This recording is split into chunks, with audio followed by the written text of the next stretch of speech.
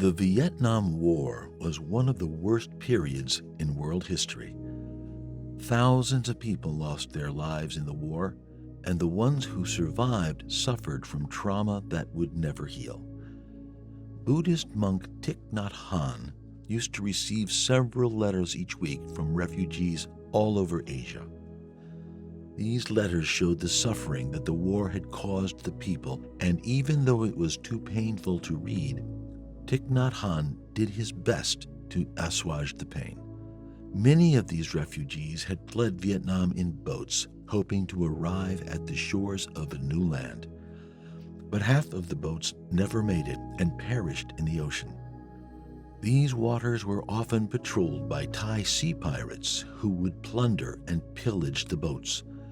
Thich Nhat Hanh recalls receiving a letter that spoke about one such victim, a 12-year-old girl who was raped by one of the Thai pirates. To end the pain, she jumped into the ocean and ended her life. When Thich Nhat Hanh narrated this story, he explained that as humans, it is natural to feel anger and hate for the pirate. Who in their right mind would commit such a heinous crime? Many of you would have killed the pirate right there if you were on the boat.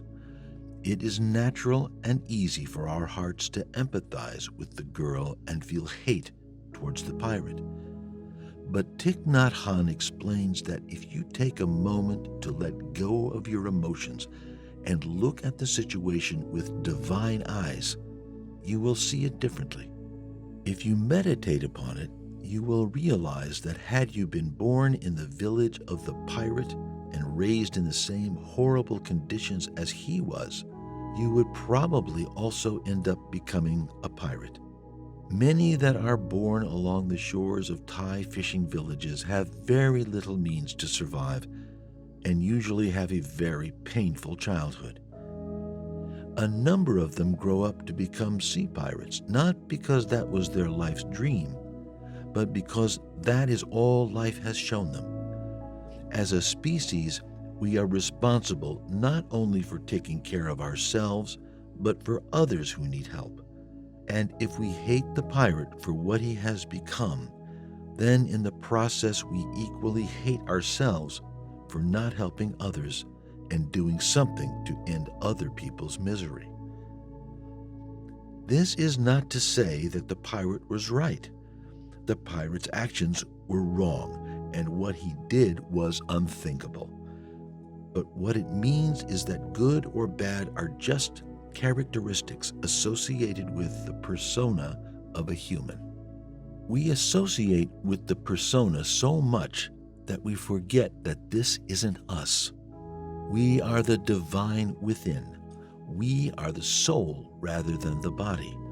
Whether it is a pirate, a terrorist, or a murderer, or whether it is a monk, a mystic, or a saint, each one of them is the child of God. The only difference is that some of them have lost their way because of the painful experiences life has thrown at them. To look at them as sinners is reasonable as a human being, but to develop the ability to recognize them as also a part of the divine is one step taken towards enlightenment. To keep your heart open even in hell is a sign of a divine soul. Since every living being has spawned from the divine creator, in a way, I am you and you are me. We might be playing different characters in an ephemeral life, but we return to the same energy. Thich Nhat Hanh understood this, and when he received the letter, he wrote a beautiful poem as a response. He explains that there are three characters in the poem: the pirate, the little girl, and himself. He says that all three characters are him. When he looks at the other characters, he looks at himself. He gave the title, "Please Call Me by My True Names," to the poem. This is because despite being different characters, he is all of them and has many names, and each time he hears one of the names, he responds with a yes. Here are the lines from Thich Nhat Hanh's poem, Please call me by my true names. Don't say that I will depart tomorrow. Even today I am still arriving. Look deeply. Every second I am arriving to be a bud on a spring branch, to be a tiny bird with still fragile wings, learning to sing in my new nest, to be a caterpillar in the heart of a flower, to be a jewel hiding itself in a stone. I still arrive in order to laugh and to cry, to fear and to hope. The rhythm of my heart is the birth and death of all that is alive. I am the mayfly metamorphosing on the surface of the river, and I am the bird that swoops down to swallow the mayfly. I am the frog swimming happily in the clear water of a pond, and I am the grass snake that silently feeds itself on the frog. I am the child in Uganda, all skin and bones, my legs as thin as bamboo sticks, and I am the arms merchant, selling deadly weapons to Uganda. I am the 12-year-old girl, refugee on a small boat, who throws herself into the ocean after being raped by a sea pirate. And I am the pirate, my heart not yet capable of seeing and loving.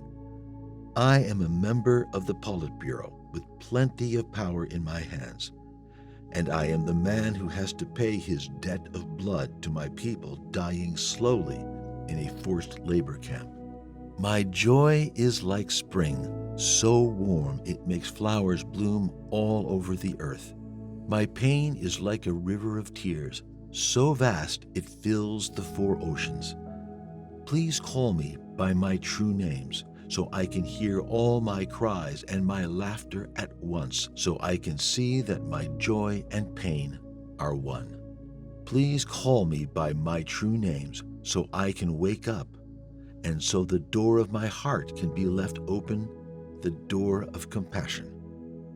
We are born on this planet with a consciousness that is self-aware and is more evolved than any other species known to us. But as a species, instead of giving this divine gift in the expansion of our consciousness, we spend it on petty issues that divide us. This makes it incredibly difficult to see us as one. Ramana Maharshi once said, "The greatest error of a man is to think that he is weak by nature, evil by nature. Every man is divine and strong in his real nature. What are weak and evil are his habits, his desires and thoughts, but not himself. What it means is that the human role we are playing, which is our false persona or our ego, can never be perfect. But our real self, which is the soul within, is created in the image of God, and it is divine and flawless. If you look at others from this lens, you will see the divine within everybody, even the sinners. It then becomes easy to forgive others because you realize that we are all one. The sinners and the saints are the same sources of energy. Even the Bible speaks of forgiving the sinners because even though as humans we might be flawed, as our true selves we are divine. We just have to wake up and realize it. Next time you witness atrocities being inflicted on the innocent by some people, and you catch yourself overcome by hate and anger, close your eyes and remind yourself that you are all one. Even evil minds can change because they have light within them that they have not yet realized. It is merely unfortunate circumstances that have led them on a path of self-destruction, away from spiritual evolution and away from the capacity to show love. Realize that you cannot judge them and that with time their wounds will heal and they will eventually see the light. Ask the Creator to help these people see the light. It might initially be difficult to see everyone as part of the divine creator, merely shaped by circumstances. But perhaps these words by Ram Dass will help you in the process. When you go out into the woods and you look at trees, you see all these different trees. And some of them are bent, and some of them are straight, and some of them are evergreens, and some of them are whatever. And you look at the tree and you allow it. You see why it is the way it is. You sort of understand that it didn't get enough light, and so it turned that way. And you don't get all emotional about it. You just allow it. You appreciate the tree. The minute you get near humans, you lose all that, and you are constantly saying, you are to this or I'm to this. That judgment mind comes in. And so I practice turning people into trees, which means appreciating them just the way they are. When you achieve a state of mind where you see everyone for who their true divine self is rather than their human persona, you will fall in love with the universe. Boundaries will cease to exist, and you will see no separation between anyone. When duality no longer exists for you, you will see that everything is perfect in nature, and everything is related to the other in mysterious ways. You could be in the midst of chaos and still see God. When the door to love in your heart opens, you will find unconditional love for existence itself.